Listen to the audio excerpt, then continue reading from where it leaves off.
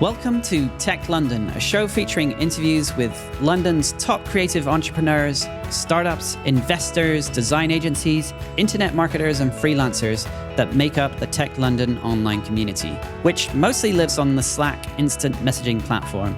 We rotate through both hosts and guests for these interviews, so you have the chance to hear from multiple perspectives on London's tech scene.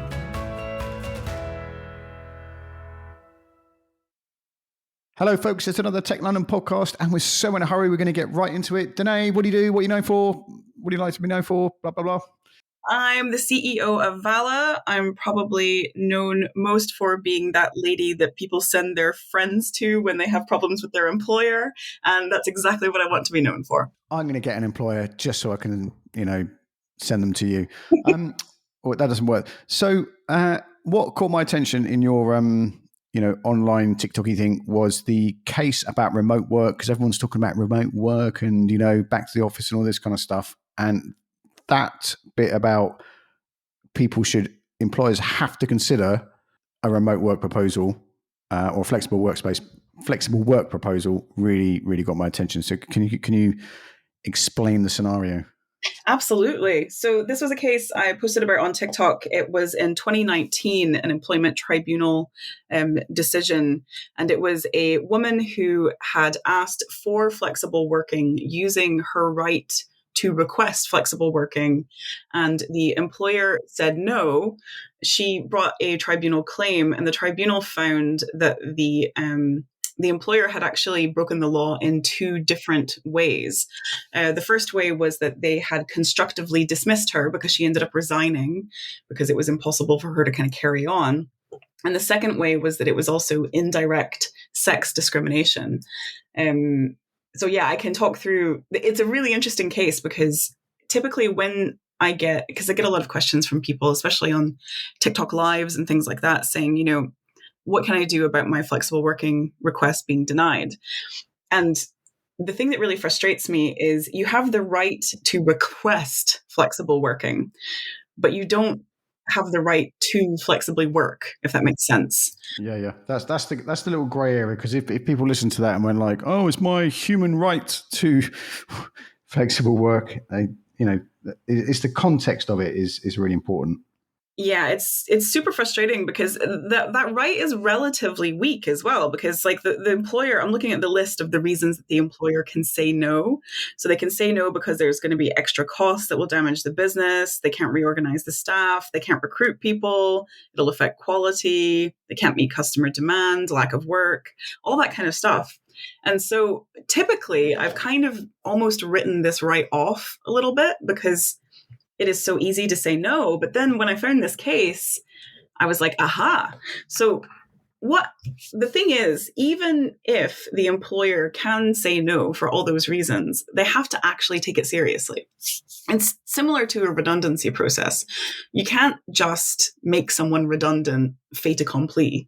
You have to go through the process and see if you can possibly work with them to find an alternative role or something like that. And this is really similar with flexible working. You can't go into the process as an employer and say, this isn't going to work. It's just absolutely not going to happen. We just don't do it. Because despite the fact that it was relatively easy for them to have lawfully said no, because they went into the entire process saying this is not going to happen, that's where they broke the law. And so you have to actually try, and you have to show that you have tried. You have to show that, you've looked at the working practices and determined that it wouldn't work, that you've looked at how other employees work. You can't just say no and expect not to have any kind of consequences from that. So something I want to ask is, did they know what they were doing when they did it? Did they just say no because they couldn't be bothered? Did they know because they wanted to constructively dismiss her? Or did they know did they say no because they just don't like people working like that? I think it's the latter. I think that they didn't realize that this was going to be discriminatory, because I think flexible working in general is just kind of viewed as, not important. I think of the two ways that it was illegal, the constructive dismissal is interesting because anyone who has worked at a company for over 2 years has the right to not be constructively dismissed, which basically means that their employer can't make it impossible for them to continue working there. And by basically not accommodating her schedule and her reasonable request to work flexibly, they did that. But the really interesting one is the second way that they broke the law, which is the indirect sex discrimination. So I think when we think about discrimination in the UK, we typically think of like, some kind of evil manager saying, well, she's pregnant, so I'm not going to give her a promotion, just straight up, or, maybe even like a racist slur or something like that. But there's actually 6 different types of discrimination. And indirect is super interesting because what it basically means is that a company-wide policy can have the effect of discriminating against or detrimenting one particular protected characteristic of people. And if that's the case, then it's unlawful. So they basically said, no flexible working. It's not allowed as a company policy. And often you hear employers say, I'm sorry, I just can't do it. It's a company policy.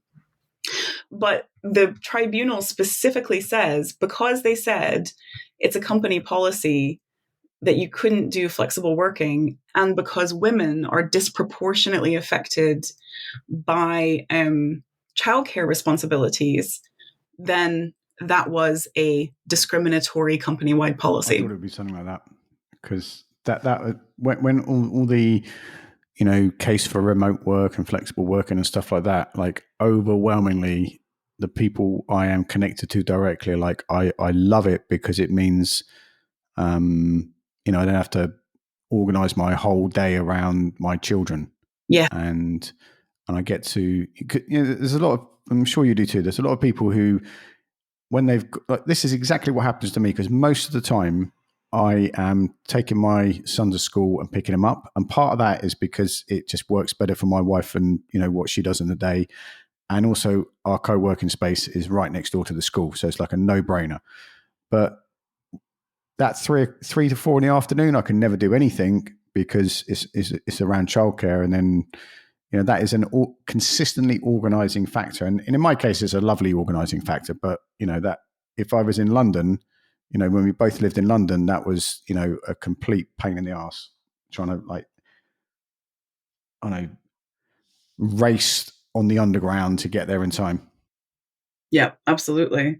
And yeah, the interesting thing is, if you were employed, this wouldn't put you at an overall disadvantage, this policy, because typically it's not men who have the greater responsibility for childcare in our society. But if they did, then this would be discriminatory towards men instead. That's one of my other favorite things is even though for most of the time, because when we lived back in the UK, my wife worked for the NHS and was always in an NHS environment. I did most of the picking up and everything, but they would always, this is like an ongoing joking conversations like this, they'd always phone my wife, and even though we said like every year we had to say phone Bernie, not Lorena, and so they just their default setting is phone the mum. Yeah, it's just so hard coded, isn't it? So what can you I feel like a sort of big reveal in the National Enquirer now. So what did this woman get out of this tribunal? So she won £66,000 in the end because of both of those. So one was a discrimination and one was a constructive dismissal. The remedies for those are different. They didn't break down the exact kind of way of compensating it. But what's interesting about discrimination is if you're discriminated against in employment tribunal finds that was true, not only are you able to be compensated, for example, your past losses or future losses. So for example, if she resigned because she was constructively dismissed and she had to take a job that paid half as much as the current job, and she thinks it's going to take, maybe another year to get up to the same level again, then that would be a future loss that she could she could claim compensation for the difference between those two numbers. But in addition, she will probably have been awarded a injury to feelings award, which is literally compensating for the hurt and distress caused by the discrimination. It's specific for discrimination.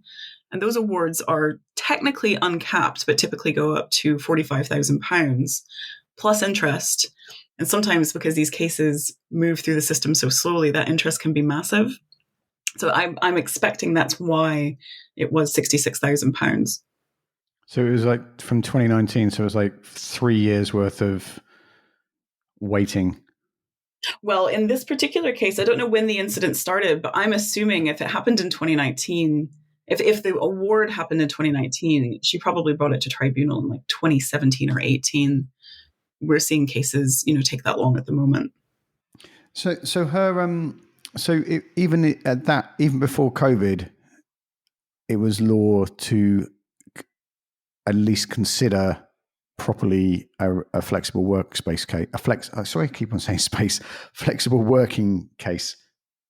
Yes, absolutely. And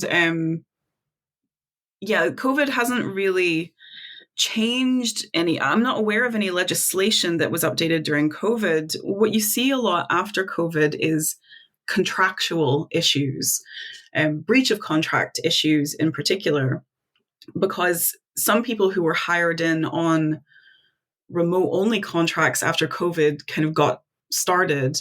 Then when all of these employers are trying to do these return to office mandates, they're finding that they're actually breaching the contracts of people who were hired for remote working. I mean, checking your contract to see where your typical place of work is really useful if you're trying to negotiate this with your employer. So I've got two questions. What's your opinion on the let's get back to the office, remote work? You must follow a lot of this exhausting conversation on LinkedIn. Yeah, it's what really fascinates me is how the big companies seem to be such like sheep, where one does it and then the rest of them are like, oh, like Facebook did it or Meta did it, and then suddenly Google's like, oh, I can do it too. It makes me laugh. I think it's ridiculous, and I think it's a real. I cannot understand from a logical perspective why they're doing it, because they all are citing creativity and innovation as the reason, which I think we all know is just nonsense. There are very good reasons to have people working together physically, especially more junior people learning from their colleagues and things like that. But I would be shocked if these big organizations give a crap about creativity and innovation, and if it wasn't more about control and utilization of real estate. I think we're 100% remote, but we do work at Valla, but we do try to get together at least once a month together, and it is different when you're working together, but it also means that a lot of people can work with us that wouldn't have been able to work with us otherwise. And yeah, so in general, I think it's about control. I don't think it's anything to do with creativity. I always think that too. And there is I was in London last week, and I got together with Jax, and we spent a group of us spent 5 hours talking around the same table together, and it was transformational. So really, really get that. And I think people getting together where they can on a regular basis. Years ago, before any of this happened, there was a book by, I can't remember his name, but it's called Year Without Pants. And it was about a guy Scott Burkham, he went to, he's a tech consultant, and he went to work, Matt Mollowig hired him for a year at WordPress or Automatic, because they were going to, they were moving, they'd suddenly jumped from 60 people to more than 60 people. And he wanted to work out how to be remote, what effect that would have on the team and everything. And Scott worked in every department in WordPress, from support to wherever else they went. And it was really, really interesting how it affected. And probably a lot of people nowadays know that Automatic is a fully remote company, but teams get together. I think it's every quarter. And in the book, and this might have changed since then, in the book, your team get given a budget to meet up, and if you want to, blow your budget on a gold-plated room in Paris to do your remote work, you can. Or if you want to go to a farm in Outer Mongolia, you can. Whatever you can do, whatever you want with it, but you just have to make sure you get together and produce meaningful work. And it was really, and I like that. I really like that idea. I've just since 2008, I've been working in a remote worky, teamy, projecty capacity, and there are downsides to it for sure. But I don't know, I can't imagine doing it any other way. If I had to commute, it would all be over. Yeah, I think that for a lot of people, it's not the office that's the problem; it's the commute. And then when you look at financial inclusivity and things like that as well, the commute is often the deal breaker for people. So what as founders and people starting companies and businesses listen to this, what do they need to watch out for in this remote everyone making people come to the office conversation? Because I'd be horrified if anyone in the techlondon community accidentally ended up in the situation of that company. Yeah, I think it's no matter what size you are still held to the same employment law as every other employer. There are very few exceptions where something doesn't apply to absolutely every company. And so, making sure that you're getting advice very early on about your responsibilities to your employees. And then when something comes up, before you there's an instinctive, oh, this probably isn't a big deal. I would suppress that. And, there's a lot of fantastic external HR people who can give you good advice about how to make sure that you're, acting responsibly. But if you're getting a request for flexible working or a request for reasonable adjustments, disabled people have a specific right to request reasonable adjustments. If either of those come up, that I think should be the the blinking light that says, I need to get external advice about this if you don't have any internal HR function. And it doesn't have to be expensive. There's lots of different ways that you can get it, but getting that advice is so important, and working with it and thinking, how might we do this? Who else is out here doing this? Accommodations can make, they can be transformational for both the company and the employee. So yeah, it's definitely get advice. Thank you. Can we tell everyone where you can find you? If you say TikTok, that's a bit vague. Be a bit. And we put links in the show notes as always. Where can we find you online? Absolutely. I'm valla.uk on TikTok, and I am Danae Shell on LinkedIn. That's DANAE.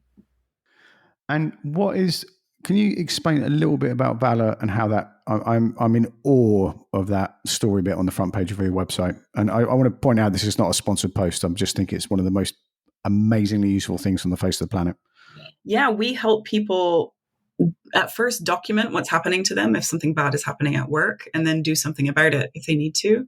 So they can go all the way from, was that okay? I'm just going to write it down in case I need it later, all the way through to maybe raising a grievance. If that's not getting sorted, then going into negotiations with their employer, or even taking them to tribunal and hopefully winning. And we take them all the way through the process on a platform with lots of templates and support. And then we also have a marketplace of coaches who can help them.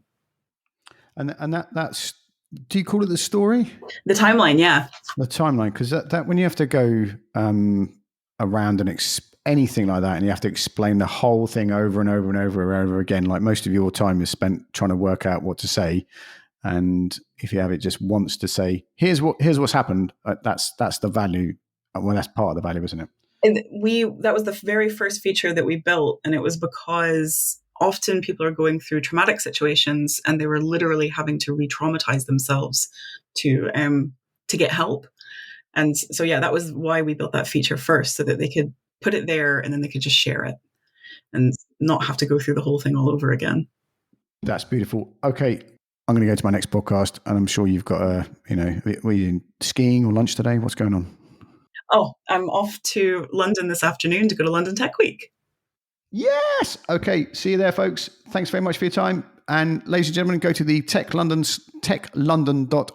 and there's a buzzing Slack channel, and this community's been, going since 2014, I think it is. I was there. Have a great week. Be careful out there. It is a jungle. You've been listening to the Tech London Show. If you're interested in joining the community or even making an appearance on this show, make sure you join our Slack group over at techlondon.io. Till next time.